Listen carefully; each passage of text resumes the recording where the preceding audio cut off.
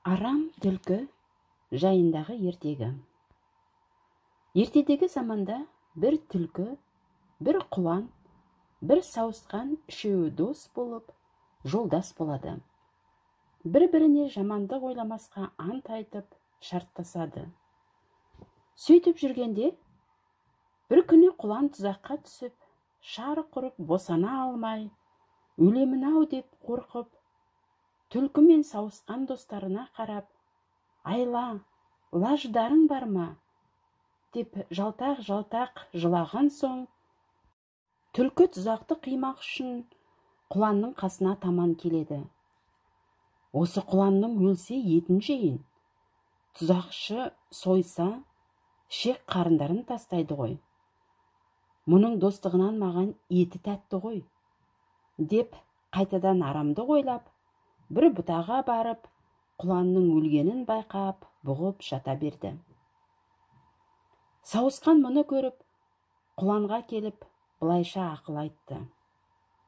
«Құлан, досым, менің тұзақ жібін қиятын қуатым жоқ, өзің білесің.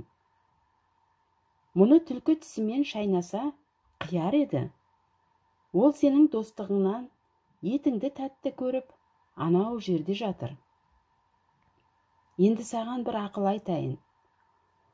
Осы тұзақты салған адам келгенде, шынымен өлгендей болып, қимылдамай сіресіп жатып қал. Тұзақшы сені бауыздауда, тұзақты мойныңнан ағытады. Сонда тұра қашсаң, қолымен ұстай алмай қалады. Құтылып кетесің», дейді. Құлан мұны ақыл көріп, айтқанындай сіресіп жатты. Тұзақшы келіп көрді де, арам өліп жатыр екен деп, пышағын қолына алып, тұзақты ағытқанда, құлан жұлқынып тұра қашты. Тұзақшы апыр-топыр ойбай салып, мойнындағы мылтығын жұлып алды да, құланның кеткен жағына қарай мылтығын басып қалғанда, құлан түлкі жатқан жақпен қашқан еді.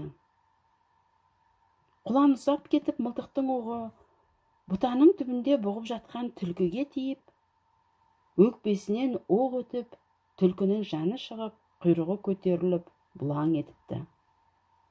Тұзақшыға түлкі олжа болып кетіпті.